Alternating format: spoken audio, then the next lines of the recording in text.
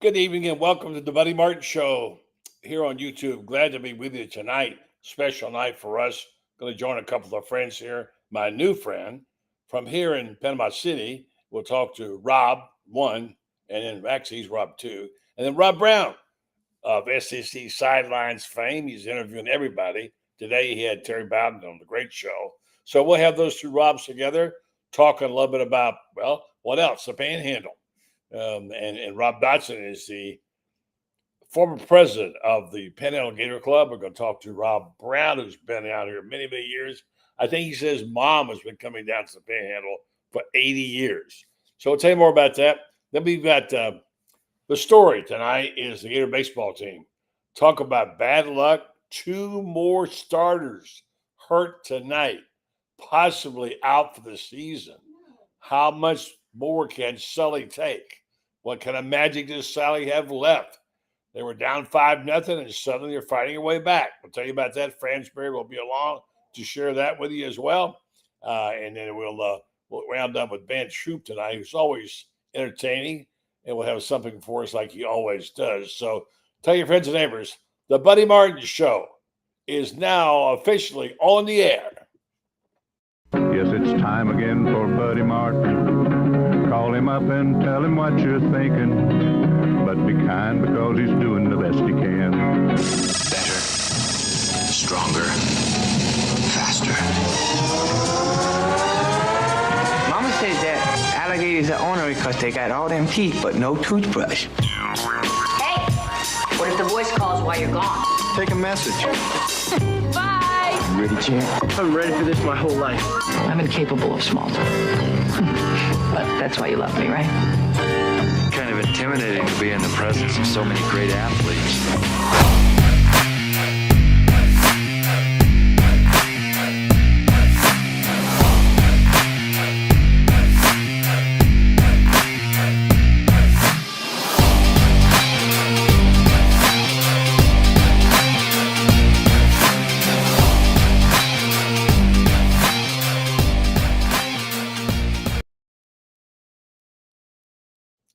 Good evening and welcome. Thanks to Brendan Martin for the best opening of all the podcasts. Well, thank you, Brendan Martin, extraordinary producer for this guy, Rob Browne, who was going to join us tonight. What a day he's had. He had the trifecta today. Two really good shows, and one of them I thought was one of the best he's ever done. No more bragging on him. Let's go and see if we can find Rob 1. He would be Rob Browne from SEC Sidelines, the ever popular growing show that you're seeing everywhere. Good evening to you, Rob. Hey, man, how are you doing? It's been fun. Every day's fun. It's even more fun to get to be on here at night. I love this. We love having you on. And, of course, tonight you're going to meet a special guy for me, a new freshman friend that you're all about the Panhandle, I know, Rob. Love it. You've been coming here many years. We're going to share a few of those stories. But tell me about, you had Terry Bowden today, and, boy, there was some good conversation there. And this morning, I must say, your producer asked some terrific questions of Coach Thompson of the Auburn Tigers about modern technology and modern talk about those two shows. First of all, Terry Bowden. Yeah, Terry Bowden was fantastic, and he, of course, has tremendous respect for Steve Spurrier and just those wars between Bobby Bowden, Steve Spurrier, himself, the play calling. Those three guys were so far ahead of the curve. And it was just an incredible time in college football. And so good that we're talking about it years later. But I think you definitely know there's tremendous respect among those coaches for one another for what they did and a legacy that they left that will never go away. Terry Bowden, very complimentary of Steve Spurrier as being the play caller of the 90s. He took credit for his dad being the play caller of the 80s, and that's okay. But he's very impressed with Coach Spurrier and said many nice things about him. There was one startling stat, which Gator fans aren't going to like, that when Steve lost 6 games in there, did he say that 5 of them are to the Bowdens? Yes. 2 to his dad and 3 to him, whatever it was. Or one was a tie. Choke it down. Anyway, so that was good. And then, of course, Butch Thompson didn't realize how much he was into the new modern baseball. Boy, is he using the modern technology or what? He really is. They're using.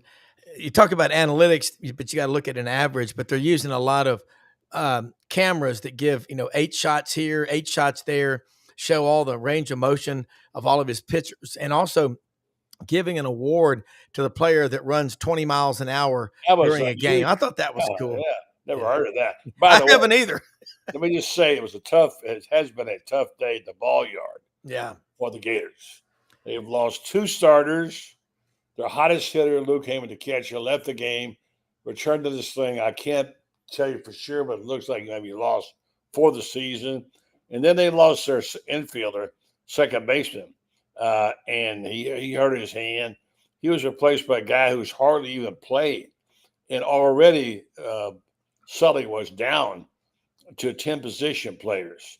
But now, so he's got two guys that don't usually start in there playing. They're battling back. They were down 5-0. They're now 6-5 in the 7th. Still there, just struck out. Still struggling. So I don't know. What else can you throw at Sully? He's handled everything they've thrown at him. Well, he's built for this. I mean, the Gator program, he's been to 8 or 9 World Series.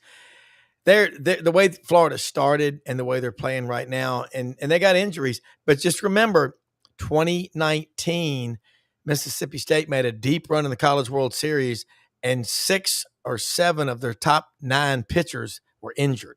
So don't ever underestimate the resiliency of 18 to 23-year-olds.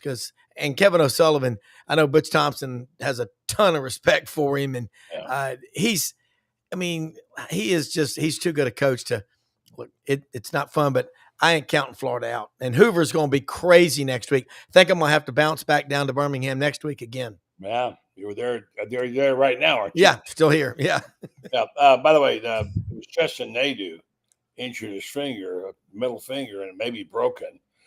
So Blake Sear came in from left field to play second base, and they brought in a kid who hadn't played very much, and Blake Brookins.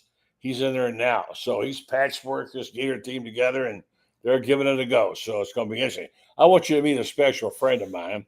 We're going to share a few Panhandle stories, and I was blessed to be able to go to the Panhandle Gator Club on a few days ago, a few nights ago, Tuesday night. And Rob and I met about a month ago and had lunch. And he is a former president. He is gung-ho Gator. He's lived in Jacksonville, and he does a tremendous job. He and the Panhandle Gator Club do a tremendous job, and we're going to talk about that. Rob, meet Rob. This is Rob Browne. How you doing? My pleasure, Rob, buddy. Ditto here.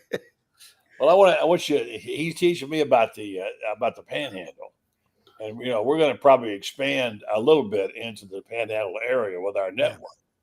You, Rob, already have the SEC sidelines. You got shows all over the place: Alabama, Georgia, Tennessee. I mean, you got them everywhere. And the SEC Sidelines Network, which we're a part of, will now hook up maybe once a week on a segment, maybe a whole show, depending on what we do here in the Panhandle, where I'm spending most of my time.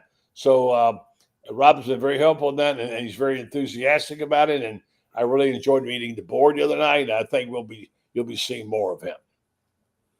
Yeah. All right. So Rob, go ahead, Rob. Yeah, I was going to say that Florida Panhandle, there's a border war, LA, that, Rob. There's a lot of Florida fans down there, a lot of Auburn and Alabama fans. And growing up as a kid, my mom is 90. She's been going to Destin and Fort Walton for 86 years now. So Memphis people, that we absolutely treasure it. I was a kid when Camille hit down there. I absolutely love that part of the country. Like, you can't even imagine the number of people I know that live down there. And it's just the life of growing up on the beach, going down there for, about 4 or 5 weeks a year and talking college football and getting into it with all these fans down there. The Florida fans, they're not out there at the beach all the time. They live there, but all the other SEC fans are. But I just think that is God's country. I got another friend of mine that just moved down there April 3rd down on 30A, and he's at Blue Mountain And another friend, his business partner, is living down there as well. And they're commuting to Memphis, but they said the more I'm down here, the harder it is to commute from the Panhandle. It's paradise. Well, I can't disagree with you. I mean, everyone who comes here, as we call it, the Emerald Coast, the beaches from Pensacola down through Panama City Beach are some of the best beaches in the world. And we just love to have everybody come down here. It is a very diverse area as far as football goes or sports. I mean, we have Alabama, Auburn, Georgia, Florida State, Gators, and probably a sprinkling of a few others that are around here. But it's nice to have what we have. And as I say, the only days that are good here are days that end with a Y. That's right. Yeah. I mean, the number of, God, staying out, as a kid, learning 5 o'clock was when George picked up the umbrellas at Silver Dunes in Destin, and all the different SEC, really Florida, Alabama, Auburn, Georgia, Florida State, and the Tennessee, and just getting after each other, but learning that's created a hell of a bond. It's a family, and you just think about all the great Gators. I'm going to ask you this question: greatest Gator ever from the Panhandle? You got Emmitt Smith of Scambia. I remember Neil Anderson like it was yesterday, number 27 pick in the draft by the Bears out of Graceville, Florida. There's so many players down there, but you cannot beat being down there in the fall on the beach listening to college football on the radio. You just can't. You can't get any better. That's why they have Media Day in Destin. That's right. That's coming up next week. Yep. Yeah, I think Rob answers his phone. His recorded messages. Welcome to paradise. I think that's what he says. I love it. Yeah, it is paradise. I grew up on the West Coast down in the Tampa Bay area. And although I left for 20 years to Texas, I was glad to get back. Wow. Yeah. Where'd you live in Texas? A town called Lake Jackson down by Galveston, south of Houston on the coast. Yeah. Near Trinity Bay. Yeah. Yeah. It's beautiful down there. Gorgeous. I got to ask you, the Gator fans down there, you've got Central Florida. I've learned so much about Florida because it's such a privilege to be on here with Buddy and Brendan and Franz and golly, Lauren and Ben, so many great Gators. But I love that rivalry, Auburn, Florida, all those years. I mean, it was turf war at the beach. I mean, and it comes back. Somehow it's going to come back again, but you got all these sports. But the players that have come out of there, give me your top 5 Panhandle Gators that in your lifetime. Well, obviously you mentioned Emmitt in the beginning. Here from our Bay County area is Alonzo Johnson. Yeah. Great linebacker for not Charlie Pell, the coach after him, but Galen Hall. Thank you. Yeah. Thank you. Man, off the top of my head, I have to think a little deeper, but those two always come to my mind. But he's got a list going now with his Gator. He's going to have a contest, right? Exactly. Name the top Gators in the Panhandle. He's educating me. Tell him what you told me about the 4 Gator clubs up here. Well, the Panhandle's divided really into 3, and if you count Tallahassee as part of the Panhandle, that'd be number 4. But we start in the west end at Pensacola. We have Northwest Florida, which takes care of their 2 counties. I think it's Escambia and I forget the other county they have. And then we have the Destin area, which is the Emerald Coast Gator Club. Then you keep moving east, you get the Panhandle Gator Club, which we go all the way from Alabama border all the way down to Port St. Joe. And then the Capital Gator Club in Tallahassee. So we interact quite a bit. It's technically in the Alumni Association where those clubs are all Region 6. Yeah. So we interact together. And matter of fact, a couple of weeks ago, I went all the way to Pensacola just for a little social up there. I'm thinking there could be some synergism here with Rob Browne if he comes down here every now and then and wants to drop by the Panhandle Gator Club. Maybe they do a lot of things socially. Well, you guys do a bunch of things. Just got through doing their backpack for the kids, International Gator Day. You got a bunch of things going on. I think Mr. Rob Browne might qualify for consideration. You can ask the board as an honorary member of the Panhandle Gator Club because he knows the Panhandle. I think it'd be good for him. I would love it. Hey, let's go to the Florida Panhandle and talk college football, drink some cold road sodas. I'm in. All right. Well, we'd love to have you. We do have some socials. Okay. Yeah. Periodically, like Buddy mentioned, we have a monthly family gathering. Yeah. Matter of fact, this Saturday we're going to a place around. It's called Boondocks up by the airport, which they have an airboat. So we got a Gator sponsored airboat ride for this Saturday. And then every month we have something else. But we also have socials in which we do invite people to come and talk. I mean, this is not just all sports. We had a gentleman that came and talked about purple. I forget the bird now. Purple Martins. I think it was Purple Martins. Yes. And he came, he just wrote a book about it and stuff. So we sponsored that and had him talk, and hell, I had about 60, 80 people come. So, we'd love to have you come down and, and tattoo a gator on you.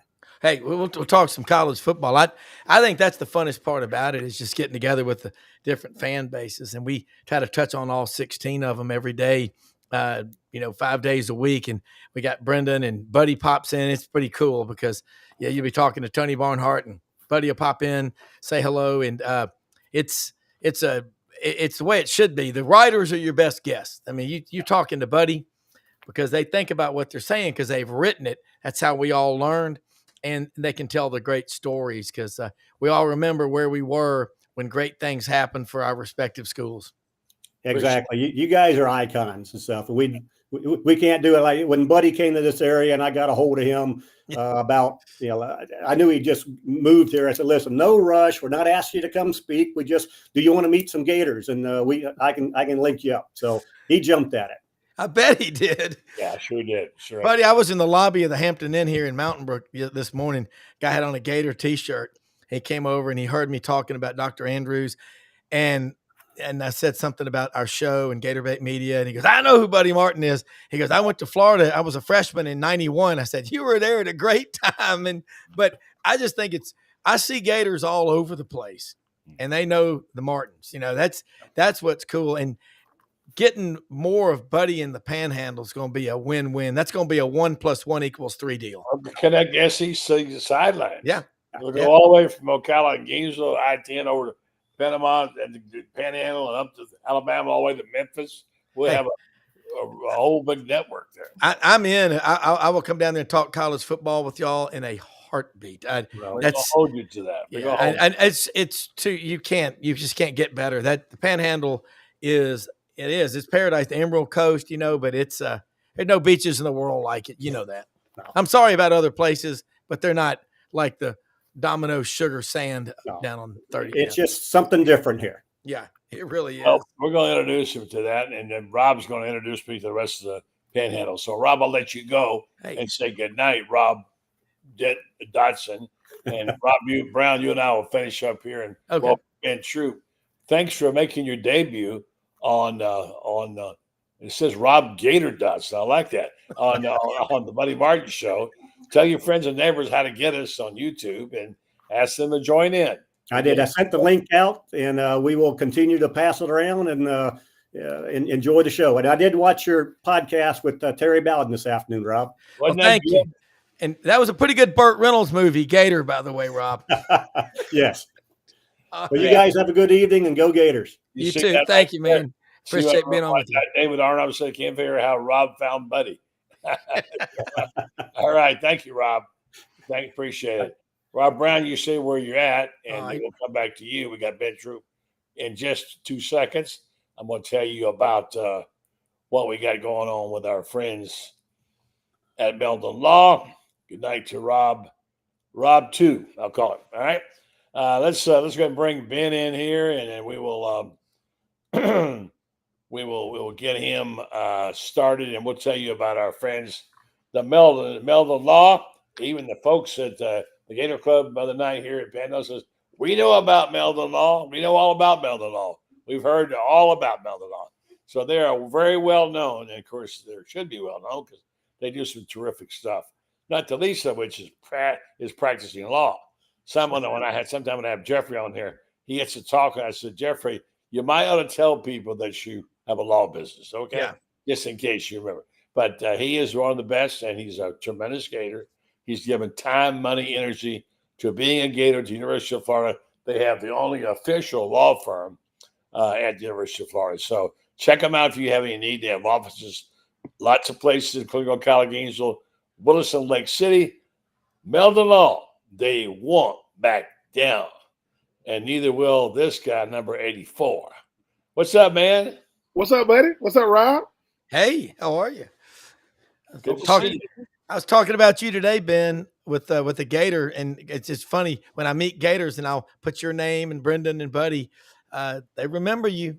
You were not forgotten among Gators. This is the guy that was at Florida in the early '90s for 4 or 5 years. But he goes, I've been a Gator, from the moment I stepped on campus. It was pretty cool. But loved what you said about the NFL players and the money and everything like that, how to handle it.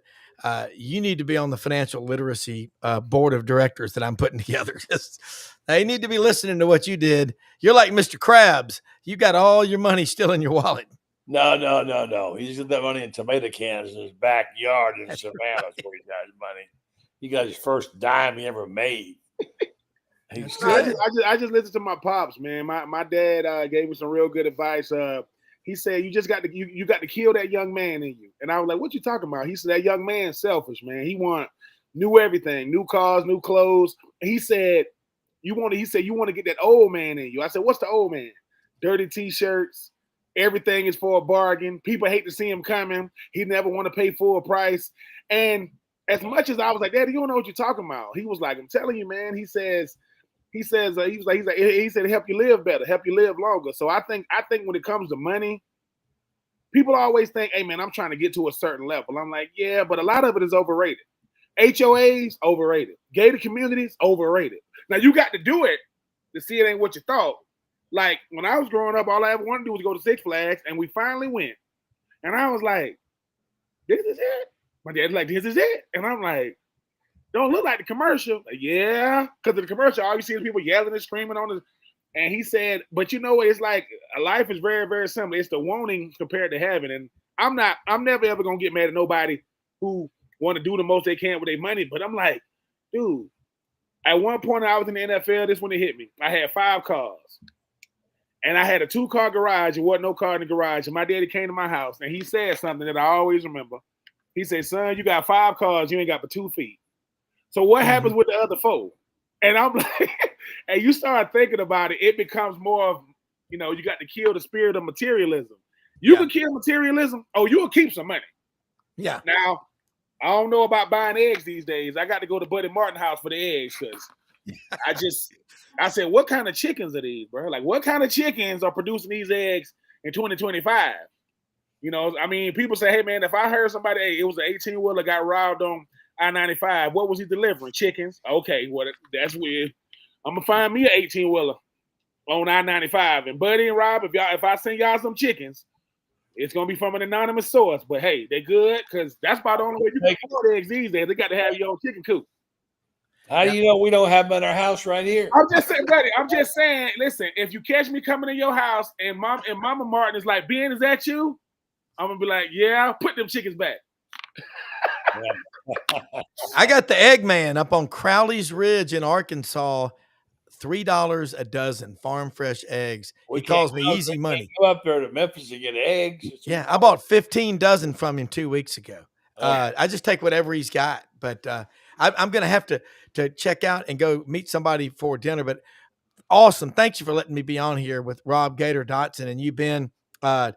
And it's always fun. You can't do enough of this stuff, and we'll be back on in the morning. But man, I tell you, everybody I see, I tell them to watch this show, watch the Buddy Martin Show, Low Down with Lauren Meadows, Gator Bait Media, 84 Reasons podcast. But it ain't about one individual; it's about a team. Every time you go out on that field, look to your left, look to your right, and that's what this network is all about. So thanks for letting me join on. Sorry, I got to bow out. I wish I could stay. I didn't realize I'd committed to a dinner at 8:30. So anyway, I know y'all will have fun. I'll be watching the show. Rob. Thank you very much. Yes, sir. We'll catch up with you. Great job today on the Bowden interview. Thank you so much, sir. Appreciate it. Okay. All right. Rob Browne, check him out. SEC Sidelines. He's does a lot of good stuff here, and he's got a good producer. And Ben Troupe. We talked about money. I'm going to hit you with this one right now. And Franz Beard will be along in a minute. Florida went ahead. I can't believe it. 7-6. Oh my gosh. You been follow this baseball game? I mean, who Alabama. They had 2 of their starters injured and out of the game before 4 innings. They were down 5-0. Can you believe this? I can't believe it. It's the 8th inning. They have 2-2 count the batter, and they're up 7. They pull this game out. I mean, my lead to my show, my teams was, what can Sully do now? He's lost 2 more starters. He was down to 10 position players, period, and he now has 2. He now had to go 2 of them. So if you have a chance, I know. I mean, I'm trying to watch out the corner of my eye. Apologize. I'm looking at 7-6 right now. All right. So if anything happens, I can't see it behind me. My wife will let me know, and I'll pull over here and look at it and see. This is an incredible win. If they pull this out, and Sully's in this series leading 1-0 against Alabama going to next week with only now 8 position players healthy, I mean, what kind of coach is he, man? He's one of a kind. I mean, we always talk about the greatness of the coaches that come through the University of Florida. Coach O'Sullivan, Coach Cab, he don't. Yeah. He doesn't.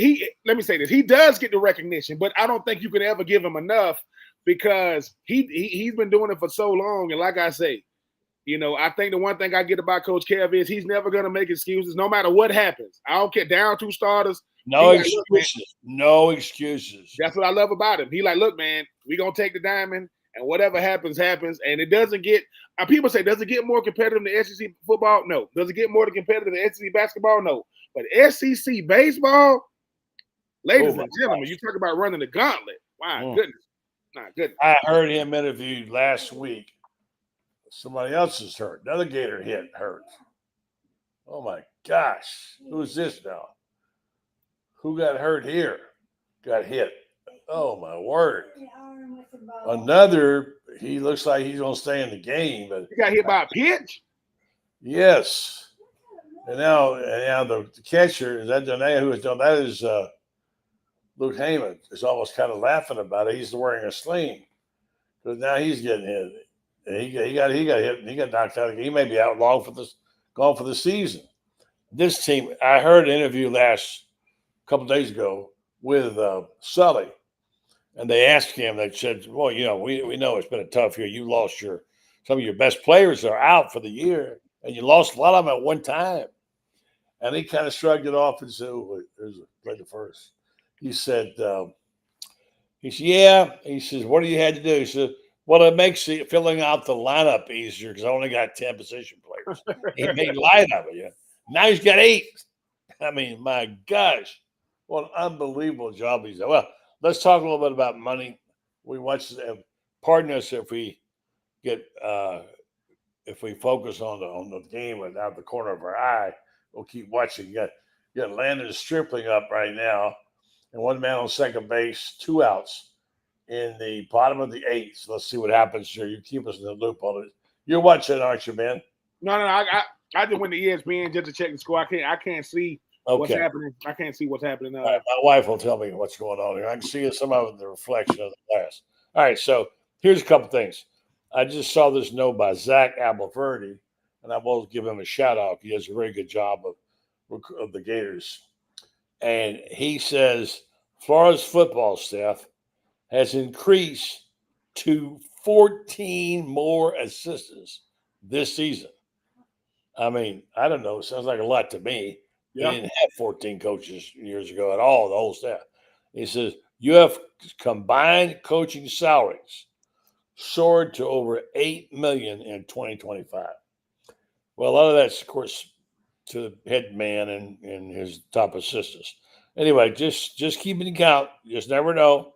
It's getting to be a lot. I guess anymore, people don't care about money because it's all about, everybody seems to have plenty, man. Yeah, well, but I think that's what that seems to be the norm.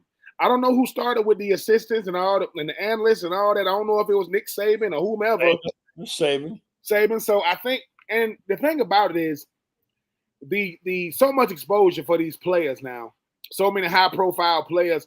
I'm trying to have these coaches and assistant coaches in these guys' faces so much. And a lot of times, buddy, it ain't the analytics. It's a lot of these players, you got to keep them from wanting to leave. Say, hey man, look, just wait your turn. Right. Hey, David, I'm gonna send you my address. My wife gonna love that. She's gonna love that. But I think that what Billy Napier is doing, in my opinion, is saying, I just want to be able to be a head coach and be less hands-on. Because you know how it is, buddy. The more hands-on he is, the more responsibility he takes on. The less hands-on he is, the more I can say, hey, I could be more of the CEO of the team. And I know Florida Gator Faithful is saying, does that mean he's going to be less hands-on on the offense? We will see. I mean, we will definitely see. Because I will say this, though. I mean, buddy, and I got to give you your praise of what you said about DJ Lagway from the time you've been on campus. You said, I think this young man could be, a program changer. And, I know it's a sample size, but he looks the part. If DJ, not saying he will, because he's a great young man, if he said, Coach, just let Coach O'Hara and them do it. You know what I'm saying? Just you don't, because I want to know how better of a coach Coach Napier can be if he does less. Because, buddy, I get it. Listen, I played under Coach Spurrier, and Coach Spurrier called the plays, but he didn't do too much, though. Like, even though he was calling plays, it was more the relationship he built with Jesse Palmer, Brock Berlin, Rex Grossman, and so on and so forth. Like, he ran the offense, but it was still very, very, in a very subtle way. It wasn't like he was trying to do too much. Now, because I believe he trusted, not saying that Billy Napier don't, but he trusted his assistant coaches. So I think Billy Napier getting all these new assistants doesn't mean he's less hands-on. Because, like I say, I don't know what it's like to call plays. They say it's very addictive. I mean, I did this thing called offense defense one time, and they let me be the offensive coordinator. It's addictive now. It can be calling them plays, and they making them. But I think for Coach Billy Napier, can he be less of what he's been, but still be just as effective? We'll see. Because I would think that's why you would bring any more analysts on, so I don't have to do as much. But hey, man, we'll see what happens come the fall, or we'll see what happens come summer camp, then fall camp. But $8 million analysts, because that's the new thing, right? Right, Franz? Hey, man, what are you? You an assistant coach? I'm an analyst. For what? I'm third down. I'm third and medium. He's third and short. He's third and long. We all got something different. I'm third from 6 to 8 yards. He's third from 8 to 10 yards, and he's third and forever. And it gets you a job, and it keeps you around. It keeps the only safe position in Florida these days is whoever's the player personnel guy. Everybody else, you know what I'm saying? They looking at your clothes. So I remember when Terry Jackson was the player personnel guy. Then he went to Vernell Brown, and I don't even know who it is. So hey, man, player personnel guy, Third down, it's a crossing pattern with Riche and Gaffney, and it's going for 15 yards, period. Coach Spurrier, the kind of things, when Coach Spurrier played out, when he says, let me play quarterback real quick. Because sometimes he said, y'all quarterbacks, y'all overthinking it. We played in the Orange Bowl when Taylor Jacobs was the Orange Bowl MVP. The touchdown that he caught, the way that Rex threw it was how Coach Spurrier said, it's just going to be a layup. He said, if it's 3-by-1, the guy on the backside going to stay to the backside. The two guys on the inside, they're going to run and hit you. The guy on the outside is running. He's running a deep end cut with no safety help. He got the whole end zone. Why would you fire it in there? Just throw it up. And we was like, that's not going to work. We got to the game, and you could see Coach Spurrier with his hand going, just throw it up. Touchdown. And when Rex ran to the sideline, Coach Spurrier said, I've done this before, right? Like he's telling them, I've done this as a player. I'm not an idiot. Like I know what. And I think for me, you're not going to get coaches like that anymore. You're not going to get, when John Gruden played, what's the quarterback that played for the Raiders when he played him in the Super Bowl? Rich Gannon. He played Rich Gannon at Tampa. And he said, you know why? He said, because Rich Gannon is old. He said, you know what old quarterbacks do? Timing. Everything got to be on time when they wake up in the morning. And you see what happened in the game. So Hey, Coach Napier, you know I love you. Man, just ease back. Let DJ handle it. Let Coach O'Hara handle it. Let them guys, let them handle it, man. You know, trust what you got. Trust what you got. I'm bring in Franz for a little baseball update here. Franz, when I said earlier, I just thought this game was over. Up, down 5-0. 2 starters hurt, maybe out for the season. We'll see, including the hottest hitter they got in Heyman. Anyway, so the things have happened. I just looked up and see. So Florida's ahead 7-6. Sully's coming out for a mound visit. What kind of a coach are we talking about, Franz, who just won't quit no matter how many? They can say you got to play with 5 players. You say, okay, let's play. Amazing. Well, the thing about it is in this game, you better know your personnel. And Sully knows his personnel. And all you got to do is look at what he's done throughout the years. Michael Byrne was nobody, was an absolute nobody, couldn't start, so he makes a closer out of him. And all of a sudden, Michael Byrne becomes the hottest closer in college baseball. Got 19 or 20 saves in 2017 when they won the national championship. And this is a guy in 2016 who couldn't start. So, you got to give Sully credit. He knows his personnel. He knows his people and knows exactly what can be done, who can do it, and give him credit. He did not panic. He did not panic. Well, the game is over, I see now. I'm just seeing it. 7-6, yeah. They won the game. They came back from 5. I mean, I'm telling you, I thought this was a dark. Now it's over. I thought this was a dark night for Gator baseball. I thought when they lost those 2 guys, especially Heyman, who's been their hot stick, I thought they're done. They got no chance of winning this game, let alone winning the weekend series and then going to the SEC and succeeding. They just keep coming back. France, their pitching gets better, even though today their starter he got knocked around, Peterson. He came and hung in there, and he got great relief out of the pen. Let's talk about the pitching, France. Well,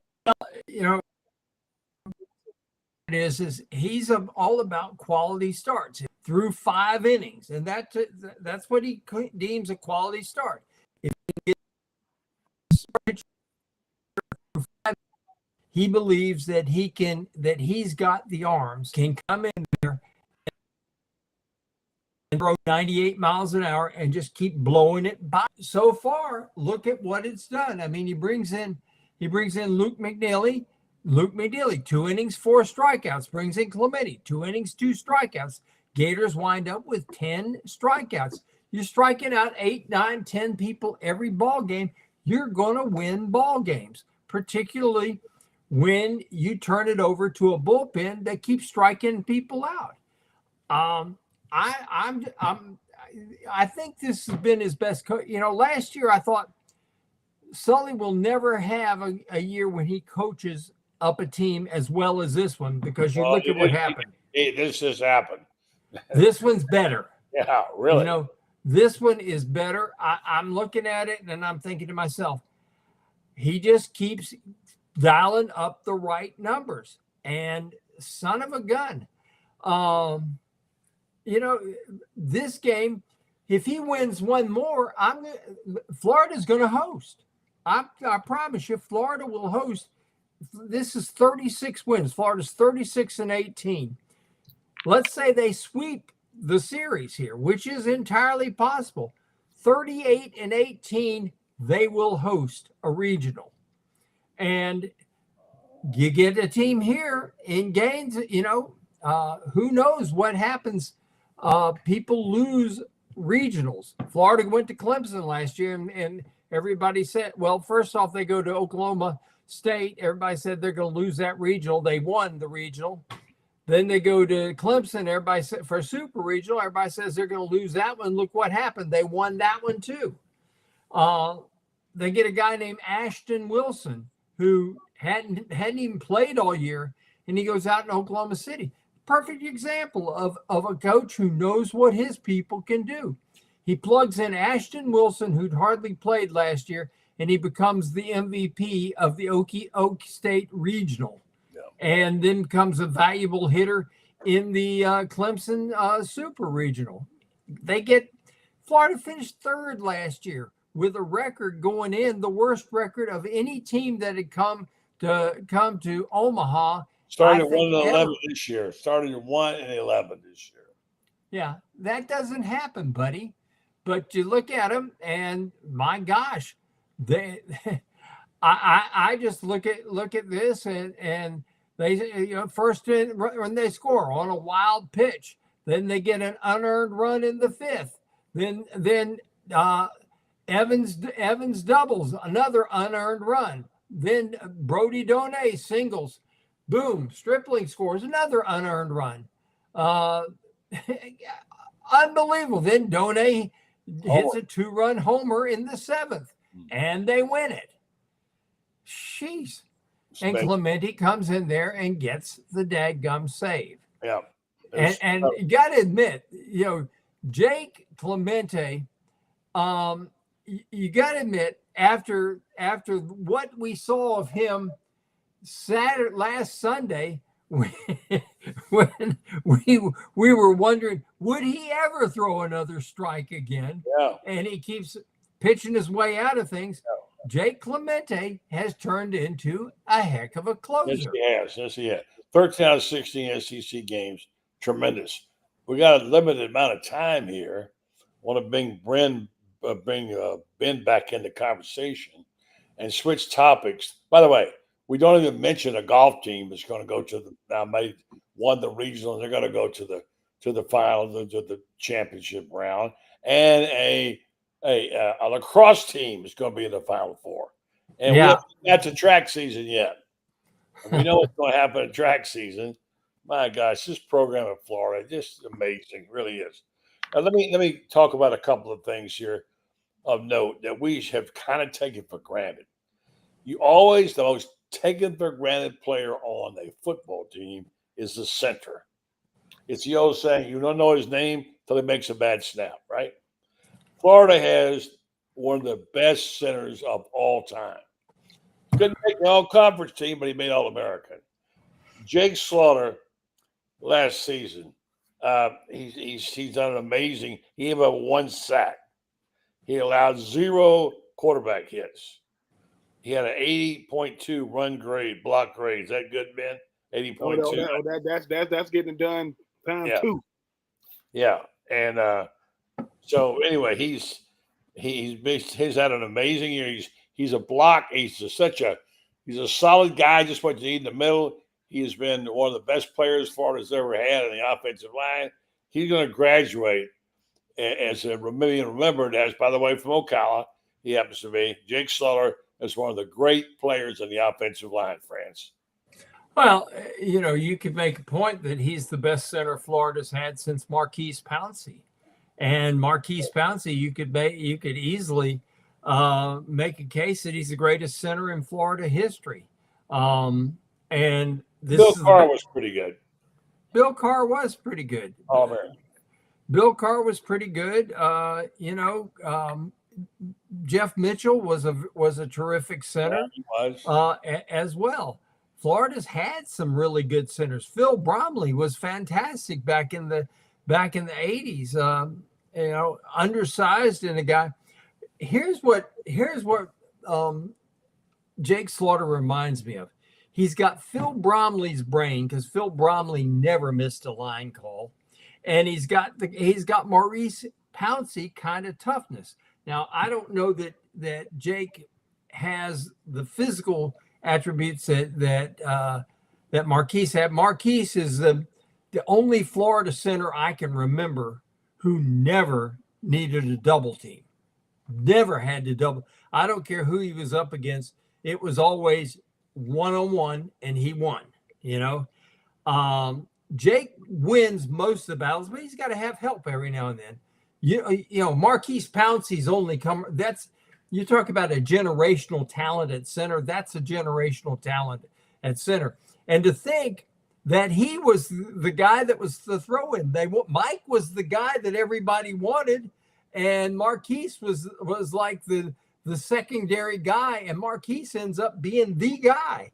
Mike was pretty darn good, no question about it. I mean, they both make All-America, but Marquise Pouncey is a generational talent at center.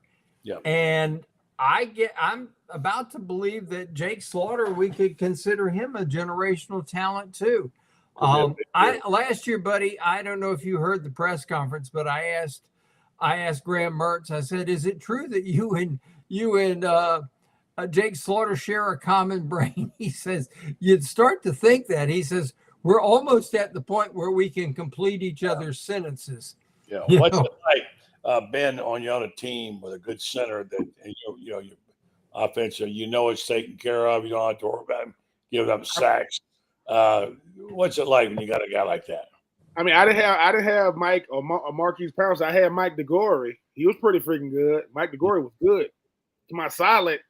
And I think the thing about having a good center means a center makes life easy on the other O-lineman. Mm-hmm. He's letting you know what his strength is. And the thing about it is, when you got a guy like Pouncey or DeGore, when you got guys like that or Slaughter, you don't even worry about the guy in front of them.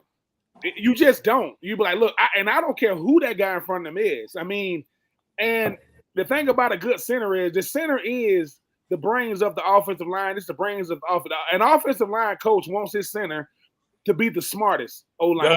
The calls. Explain what the calls are. But the whole thing about it is he's the one that's huddling up with the offensive line on the sideline. He's the one making sure, because the coach gonna ask him, what you see, what you looking at, what you seeing, and the last thing a center wants to do is be the reason why quarterbacks can't step up in the pocket, because your pressure gonna come from inside before it come from out, because they can always step. So whenever you got a great, not even a good, Slaughter's not even good, he's great.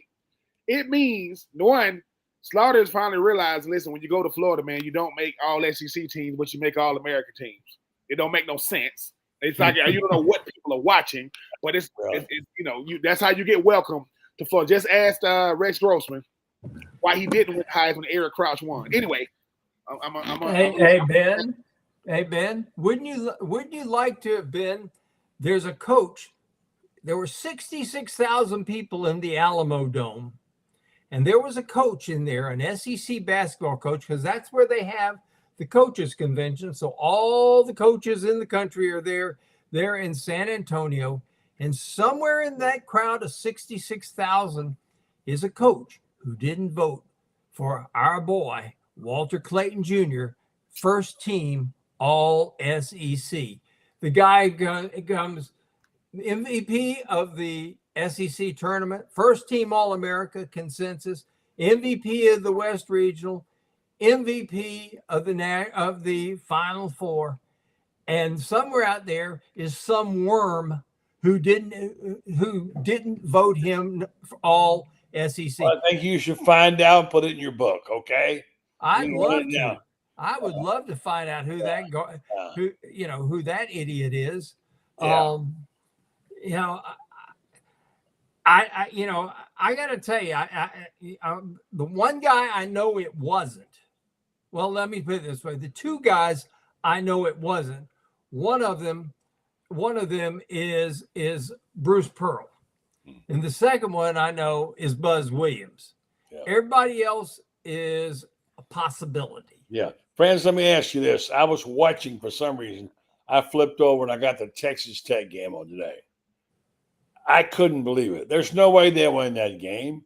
They're down 9 with 3 minutes to go. They go on a 9-0 run, straight 3 threes. I mean, you go back and you'll do this in this book you're writing on basketball team, yet to be named. You'll tell us about those incredible, because you forget, man. You forget. You watch it, you think, wait a minute, I forgot about this. They hit that game lost with 3 minutes. They lost the game. Do you know the play that I bet I've watched it 40 times, buddy? Yeah. Is he dribbles into the lane, yes, and then all of a sudden he gets cut off by two guys. He comes back out. So he just comes right back out. Right. He's got his back to the basket. He doesn't even turn and set his feet. Just turns and launches. Boom. Yeah. I mean, it was a. I just listen. Before Kyle Pitts got drafted, University of Florida reached out to me. They say, "Hey Ben, we think Kyle Pitts going to be the highest drafted tight end. Could you do his voiceover?" I'm like, let me think about it. Yeah, I'll do his voiceover. It's like, why am I saying that? One of these days, I'm gonna say, look, man, I'm gonna be a voiceover for some of this stuff because when I'm talking to I have a nephew. He's a basketball player, and I'm always talking to him about. He's always talking about SC basketball. I said, listen, I respect those guys in Lexington, and Arkansas has won it, and that's about it. He says, Uncle Benny, you telling me Tennessee? I said, nope. You telling me Auburn? Nope. He said, wait a minute. I said, you telling me LSU? Nope. Ben Simmons, Shaq, nope. And he says, what makes you win it all in basketball in the SEC? I says, you got to be built for the moment. Because all them other teams you just named, when the moment arrives, they ain't there. You're looking for them. They ain't there.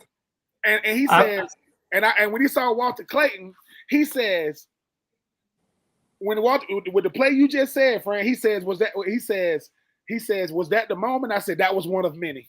Walter can give you a moment anytime he wants, and he's at his best when we are down. When we down by 3 or 4 or 9, he about to go off. And they know he about to go off. They like, hey, dude, watch him. It don't matter.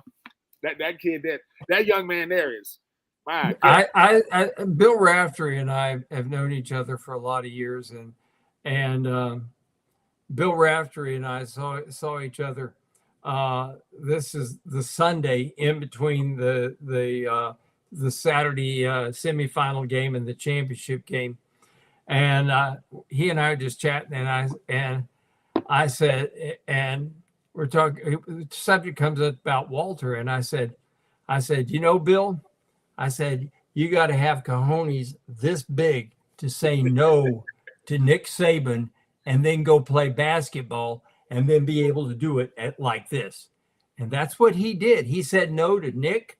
He said no to Kirby. He said no to Dabo. He said no to Notre Dame. He said no to Sark. He said no to all these people. And look what happens. Bet on himself, My gosh, that's what you call that big. Franz, answer this question while I get my list out of top NIL programs in the country according to this.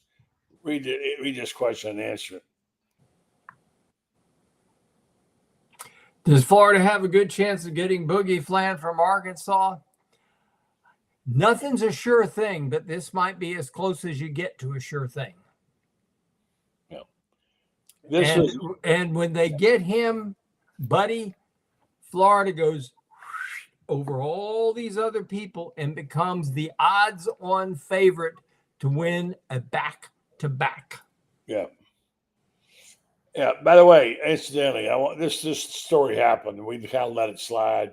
This was incredible. Des Watson, who was 400 and what, and he had a higher vertical than John Broome. How can that be, Franz? Well, Janai Broome, you knew a guy named Doug Moe. I remember covering Doug Moe playing in the ABA. Doug Moe was 6'7" and couldn't dunk. Doug Moe had a vertical about, he could jump over the Stark phone book. That was about it.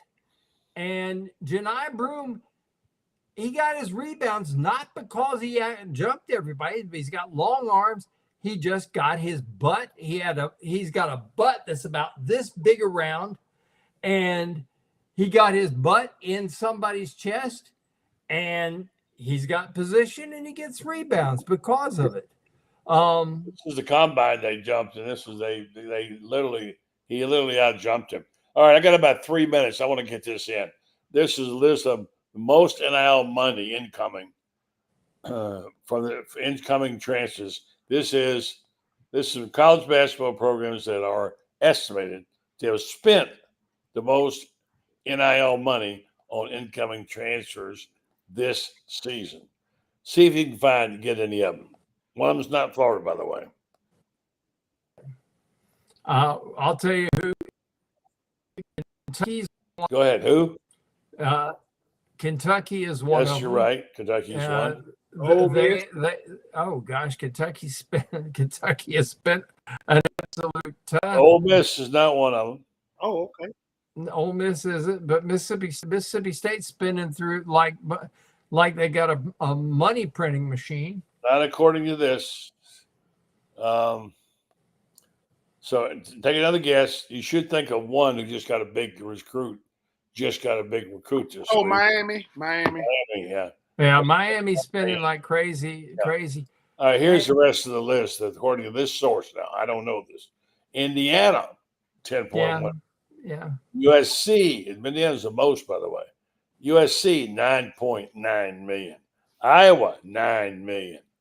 Michigan, 8.9. Kentucky, you mentioned, 8.8. St. John's, this is basketball now. Keep in mind, remember, this is basketball. St. John's, 8.4. Baylor, 8.1. Miami, 8.1. Virginia, 7.9. Texas A&M, 7.6. Now, let me get that correct, because at first I thought it was football. No, it's college basketball. Anyway, that's what the list is. And you know, buddy, as much as I hate it when the government takes over anything, this new deal that the NCAA has made, I don't hate to give credit to the NCAA for anything either, but this new deal, if they can get it through the courts, you're going to have a $20 million cap, maybe, and it may increase a little bit by a little bit every year. But that's for all the athletes on campus. Now, granted, football is probably going to get most of it. I can think of some schools that football will get all of it. Then I can think of Kentucky, and Kentucky will probably say football gets about $3 million and basketball gets about $17 million of it.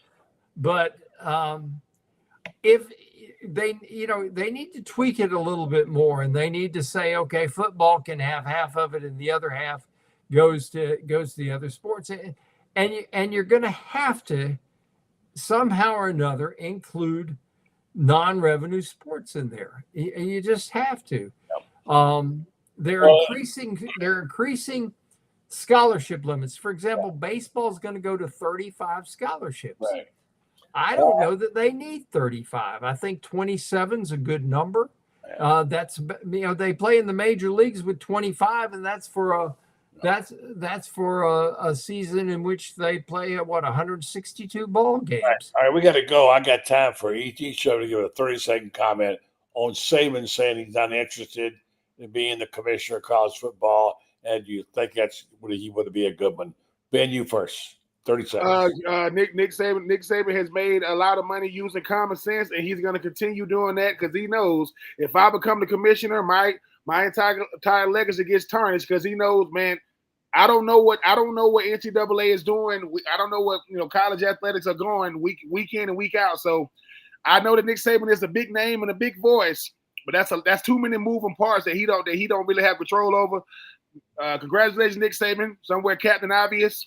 He's banging on the chest saying, great decision, sir. No one wants that type of pressure. No.